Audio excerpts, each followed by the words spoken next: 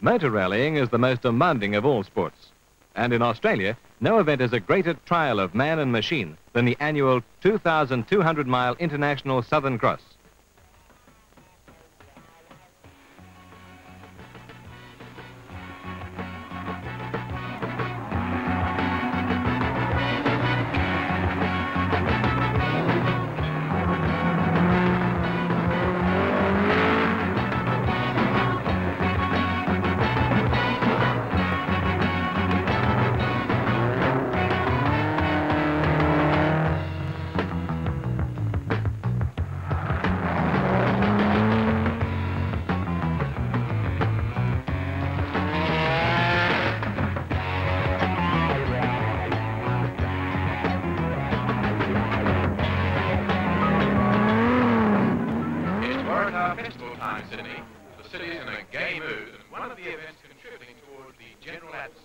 Is the start of the 1972 ROTHMANS Southern Cross International Car Rally.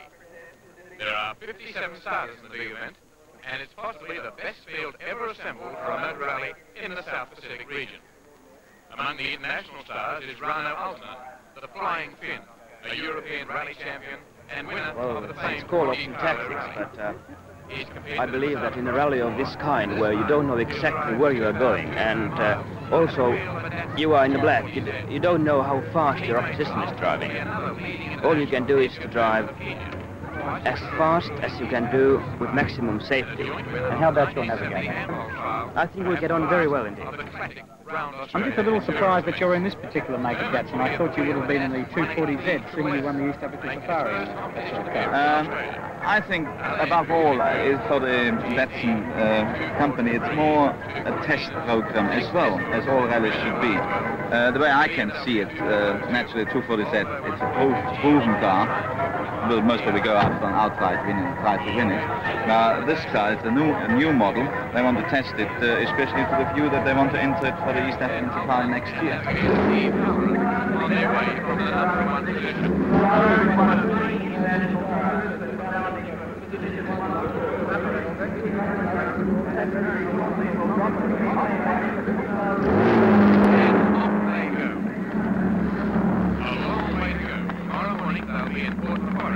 After a long, hard night that will take through the tough mountain coastal country. Now here's Hermann and his navigator Mike Mitchell off the number 2 position. The 180B will be undergoing a grueling test in its first major sporting event. There they go. The rest of the field will be dispatched at minute intervals that will take close on an hour to get them clear of Hyde Park and out into the open country for the first of the competitive rally sections. It's a very strong field. For the crews, this is the moment when it all begins. Deep in the coastal forests, beginning a journey that in 4 days will take them through some of the most physically demanding roads in the state of New South Wales. The Southern Cross has a tough reputation. Already, as the cars fight the dust and ruts of the tortuously narrow roads, it's apparent that this year the reputation will not be tarnished. The rally will be a supreme test of man and machine. The roar of a powerful motor beating off the thickly wooded mountainsides. A flash of powerful driving lamps through the choking dust, and Aaltonen swerves his car from side to side as he sets up for a handbrake turn into an agonizingly tight left-hander. Behind, Hermann, protecting his teammate, acting as a buffer between the 240Z and the Mitsubishi of Cowan, already looming as a positive threat.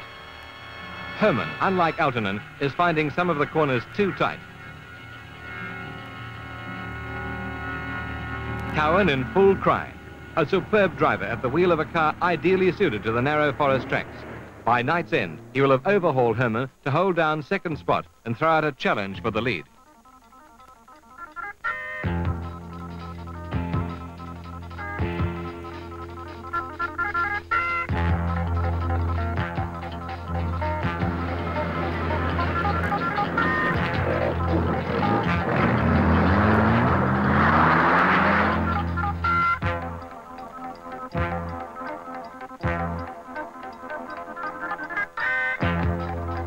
For 2 hours, in the dying moments of daylight, the forest reverberates to the sounds of machinery being pushed unmercifully hard.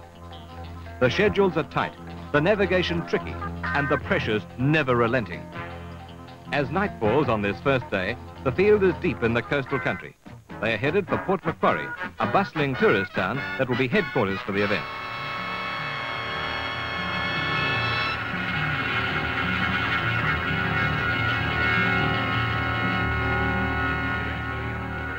For the next 4 nights, there'll be no more major daylight running until the last day. The cars will radiate out from Port Macquarie in loops of 500 miles. Much of the route will be fire tracks and forest roads used only once or twice a year.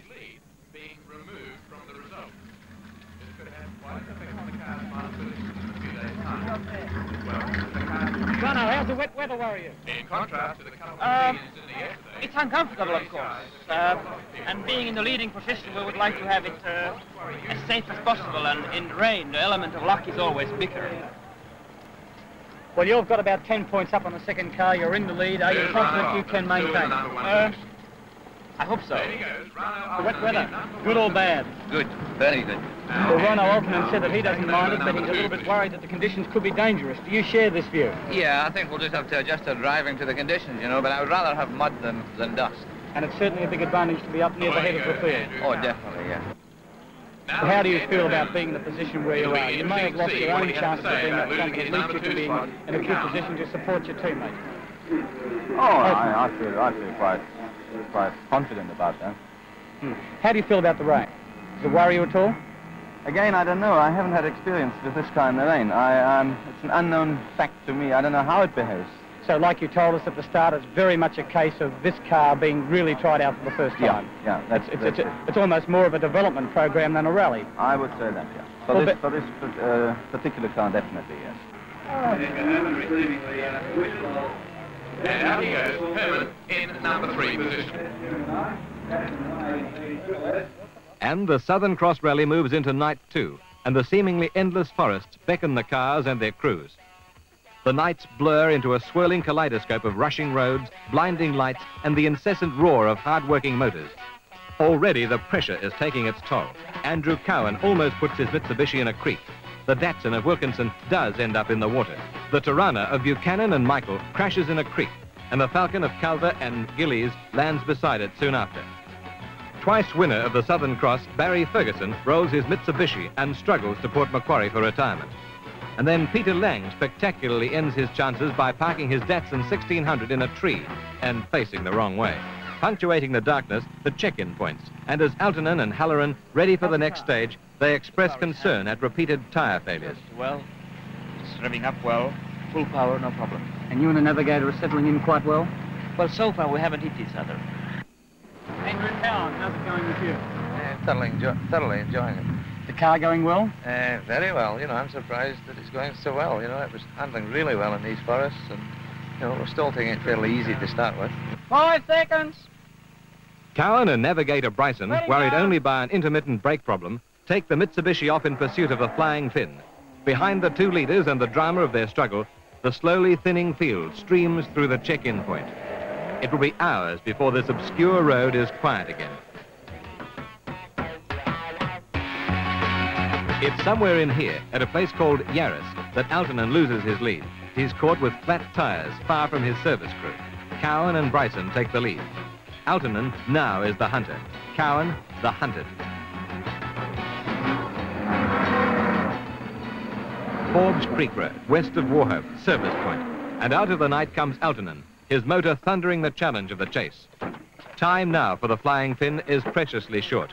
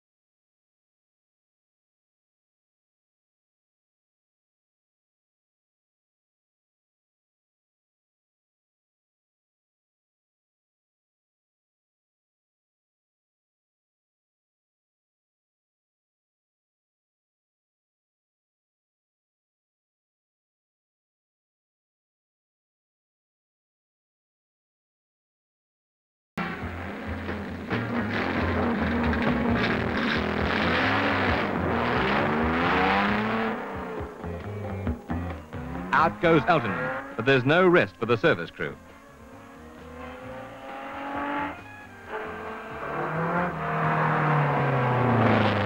In comes Hermann, and the skilled mechanics swing into action again in a carefully coordinated program. Each man to one task, one responsibility. No.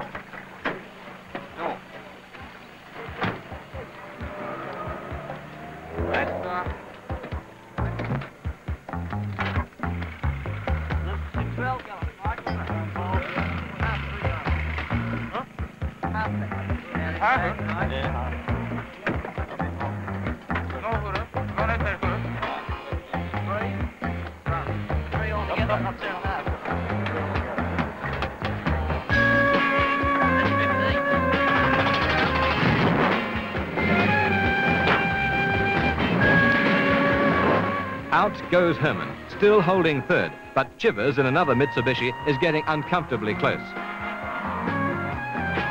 As the nights wear on, the retirements increase. Older's BMW breaks its transmission. Fire, sparked by electrical fault, destroys the Belitho Volvo. Lidbury crashes his Mitsubishi. Green's Escort blows pistons. The Triumph of Tubman goes out with broken suspension. Hodgson's Escort blows its engine. Watson's Renault also breaks its gearbox. Navigational problems strike at the front runners. You're it, Charlie Bria. Oh, you joke. You're a bit boring like the ham at the hell. Hermann in the wrong way. Confusion. Cowan and Aaltonen have taken a wrong road about 3 miles back. The organisers decide to delete the section and Cowan holds his lead. Just on the road, yes, that's right. Yep. A couple of calls didn't look too right, but What a condition like that, please, mate. very good. Good road. That's right. Stuart McLeod, what's happened to the leaders? Well, it looks as though they went down the same road that we did, which wasn't marked on the instructions. We went down there about 2 miles, and it looked obvious that it wasn't the right road, so we came back up. But they'll have to scrub the section, there's no doubt about it. In actual fact, nobody will lose points.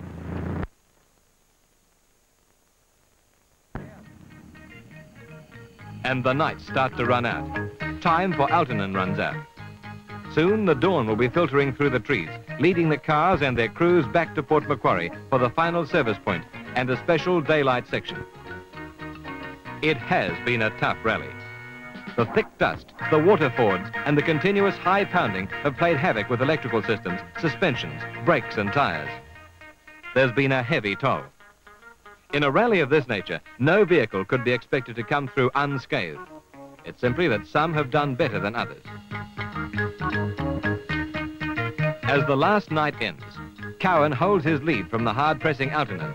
Hermann appears safe in fourth from the veteran Chivas.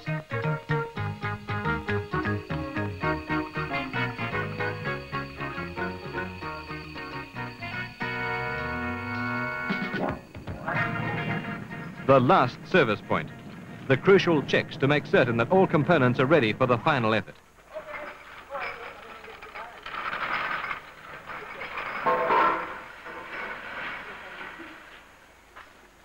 Hello, Mike. Hello, Mike.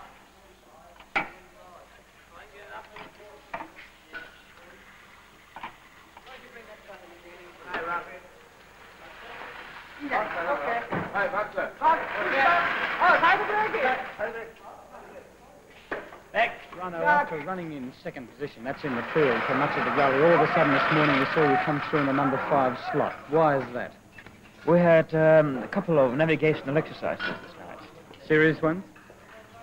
A navigational exercise during a rally is always serious.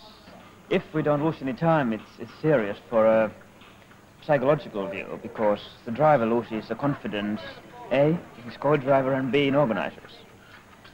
But this isn't happening with you. I haven't lost my confidence in Steve, but I have lost my confidence in the organisers slightly, because we have this little booklet called Route Chart, which is supposed to have the junctions and mileages to follow the correct route. And it wasn't possible this night. Well, how far do you think you are in time behind the leader, Cowan, at this stage? I don't know how much he has lost. I wouldn't think we are too far behind him. With only the daylight sections remaining, can you come up with him? Until the moment, the cars have gone through final scrutineering. The rally is final.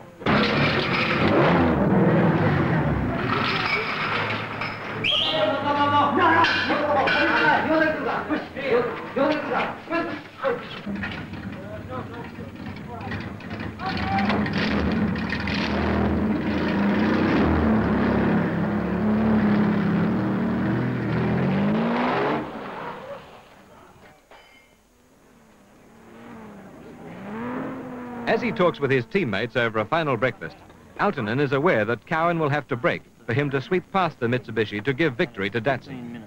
But he won't sit back and wait. He'll drive as hard as ever. He readies his mind for the last hectic hours of a drive that began 4 days and 2,100 miles ago. His car is in first-class condition. He needs no more. And maybe this starting point. Yes, well, that'll be the best because it's only an easy run up the highway there. Remember up and over the hill? Well, the brow and says here, bang. Straight ahead, overcrest, fast. Fast, yes. Andrew Cowan, the leader, has just left. You're next. Can you catch up to him? There is a possibility if he has any technical problems with a car or driving technical, I mean keeping it on the road, which can also happen to anybody. But if both of us drive normally as we do, the two short remaining sections will not give us a possibility to catch him. I don't think anybody can catch anybody at this stage of the game. Well, when we first talked to you at the beginning of the rally, you told us it was a new car. This was virtually a tryout for us. So this seems a fairly good time to ask, how has it gone? Well, for being a new car, and the first time in real hard competition, surprisingly well. But I shall have a report on it to our team manager, and will have a chat with him about it. And obviously, a lot of things have to improve, or have to be improved, to make it a competitive car for rallies and for, trials or whatever you might call it. Well, this is what test programs are all about. Absolutely, absolutely. And I think they were perfectly right to enter the car. You can't just put in a family saloon car, put a anti-roll bar in, and a few odds and pieces and think the car is now a world beat and can win any event. I don't think anybody expected that. But on the other hand, it's, this is for the safety also of the motor car. Quiet now, but soon to be disturbed by the roar of powerful motors. The final section of the 1972 Southern Cross is 12.3 miles of forest country, not far from Port Macquarie. Cowan leads out of the final section control, the Mitsubishi still running well, protected by the few points gained through Aaltonen's tyre and navigational problems.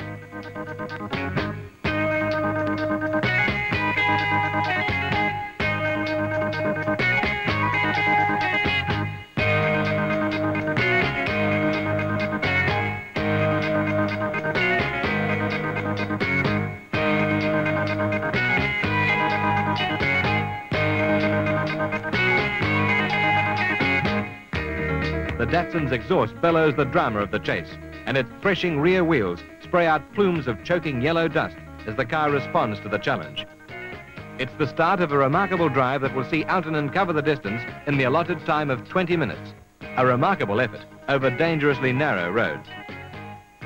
A great chase. A great drive.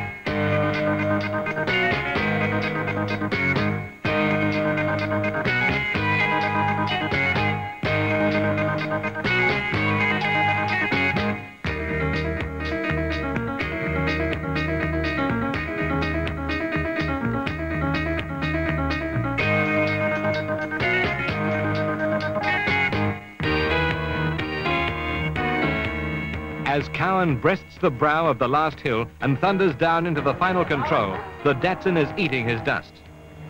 It is a great end to a great rally. And a great chase. And a great drive. 28.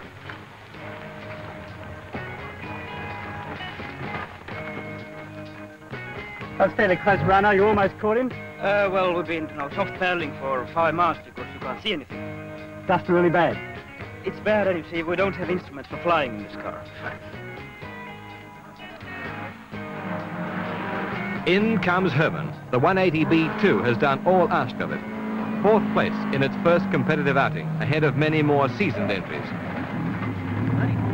The car has done well. Come on, you'll have to take it back to forward in one go. Bloody good effort to get this round. Thank you. Cross Rally. Been a good year for him. He won in New Zealand in the Heatway, and now he's taken up the big double in the South Pacific area. He's won the Southern Cross Rally. The second time, the man who won the marathon has now added to his list of credits. At Port Macquarie, the winners, Andrew Cowan and John Bryson, are the rightful centre of attention.